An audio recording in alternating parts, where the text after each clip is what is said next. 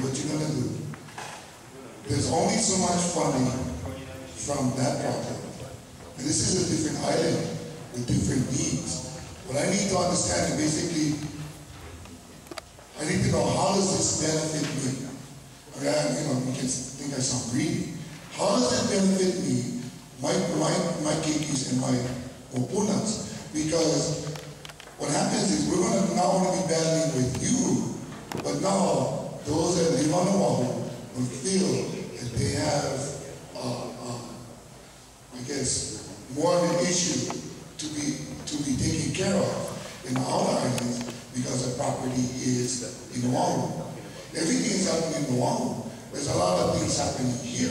We have homeless here. We have homeless homes. We have. So I need to understand $200 million, and this is only inland, with $13 million in cash, supposedly to offset the cost.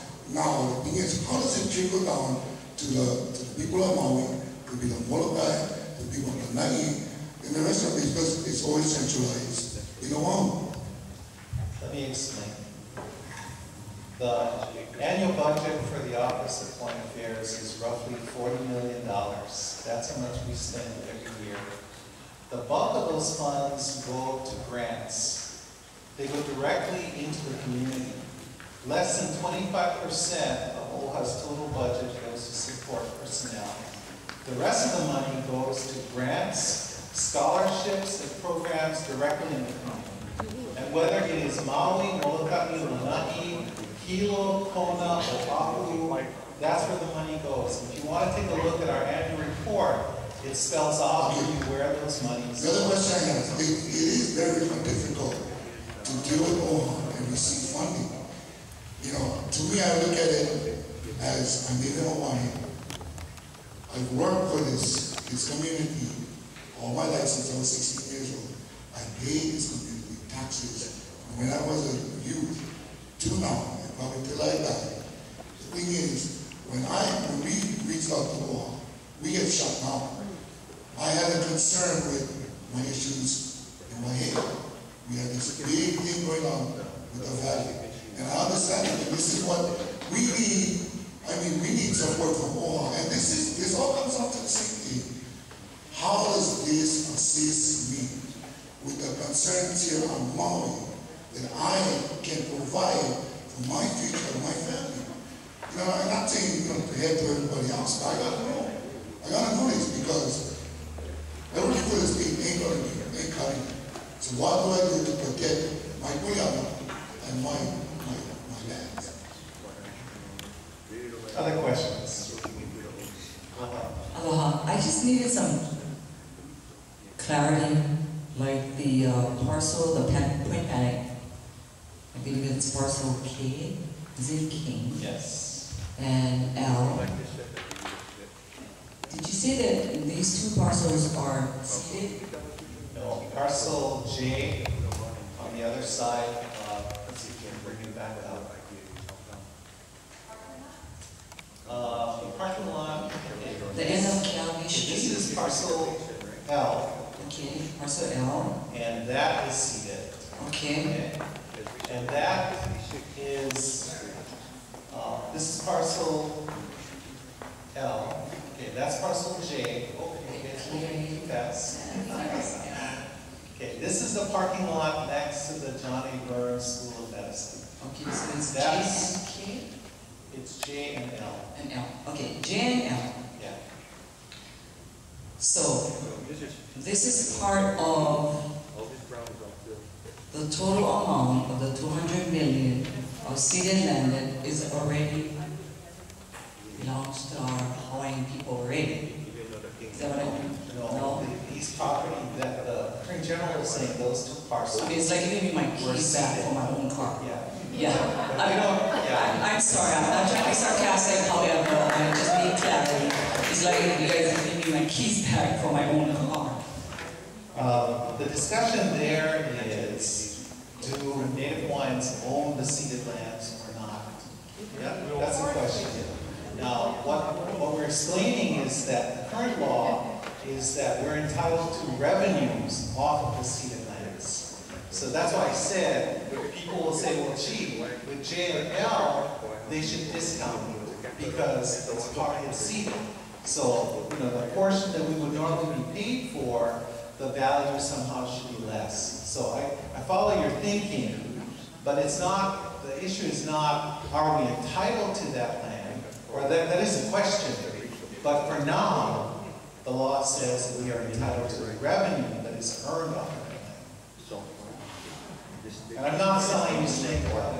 I'm trying to tell you what the law actually says. Okay, was that, okay, and we'll try to go through making sure everybody gets a chance. So, aloha. My name is Jocelyn Costa, and I'm a little bit late to come tonight. But as your handout, it's a bit confusing.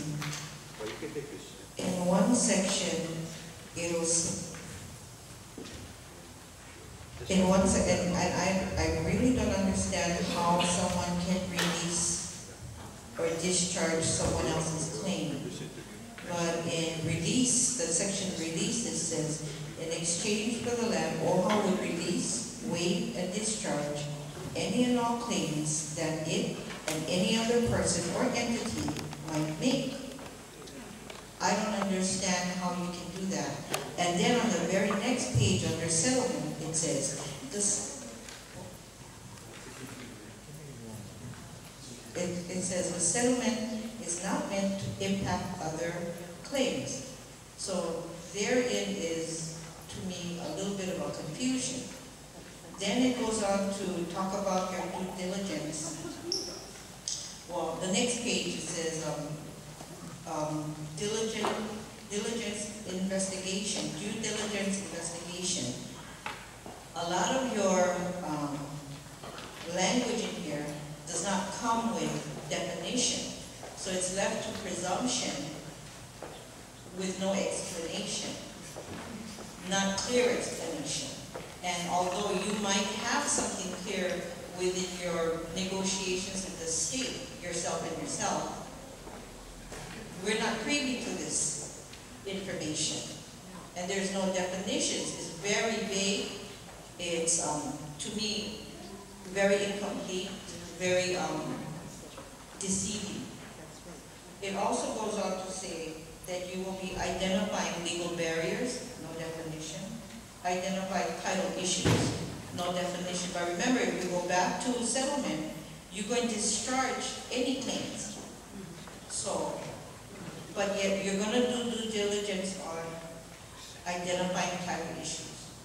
There is no old map there to show that there might be LCAs, road patents within that section that you claim to be ceded lands, or even if it's not. If I remember correctly, in the state constitution, the private lands are not affected. So if you're dealing with lands that are not identified as ceded, I don't quite understand how you can create collection of revenues on those lands, and whose lands are they? If it's not ceded, is that not out of your privy? I had asked a police officer once that came up to me and said he's looking for a trespasser. And I said, well, you need to identify where you're standing. Because from what I understand, the state constitution, as well as the annexation fraud, they claim to have acquired 1.8 million acres. That is what the in quotation, state of Hawaii consists of. But the Hawaiian kingdom consists of 4 million acres, so I asked the officer where his inventory was to make sure that he's not trespassing. Because like even in the States, if you apprehend someone and you cross state lines, you're out of your jurisdiction. So I just wanted to make clear that I knew where I'm standing, and if he knew where he was standing, and he couldn't give me an answer. I know that Uncle Charlie Maxwell has been asking this for years, Uncle Leslie Pulaloy has asked this for years, and we have not come up with a clear map of the inventory of the state of Hawaii. So to make claims that these are definitely ceded lands, and even in Public Law 103-150, where it says the lands were never turned over, I'm having a real hard time trying to understand what you're trying to tell us. Is it just a matter of collecting revenues, or is it a matter of transferring land, because you're talking about title here? Yeah. So I think the old maps would be very crucial, and I need an explanation on how you can discharge any and all claims, no matter who it is, and then on the very next page, say we're not going to affect any claims. And one more question, because I know you said that the Office of Hawaiian Affairs only collects 20% out of all the revenues, and then the rest goes to the Native Hawaiians. Is that correct? I didn't say that. Okay. No, that's why I'm asking the question to be corrected, because out of the total amount that is banked supposedly for the Native Hawaiians, and the percentage of employees within the Office of Hawaiian Affairs, how much percentage of that revenue goes to that handful of people as opposed to the rest of us? They're employees, so they're paid as employees. There are 3 sources of revenue. 15.1 million comes from the state. There are earnings off the investment portfolio, roughly 23 million. And there is 2 million that comes from the state general fund. That's the revenues that come to OHA every year. Now, did you have a question, Bill? Do you have a certainly come, please.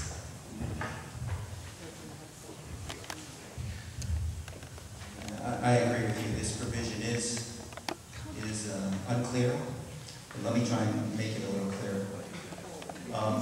The release is only for the revenue that OHA is entitled to for those 3 uses that we put up earlier on the screen. And that would be duty-free shops revenue that was earned up until 2003. It's not there.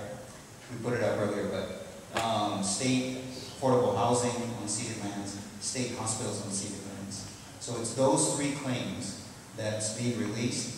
This language has not been agreed to, but they just put it up. And but even under this language, that's what it is. Okay, so, but it's only public land trust revenue under Article 12, Section 4 and Section 6. Section 4 identifies what the public lands are, and it's the 1.2 million acres that was transferred to the state at the time of admission. So it kind of defines what the public land trust is. And then in Section 6, it says that OHA is entitled to a pro rata share of it. So that's all that's being released. And the reason why, you actually had a really good question there. You said,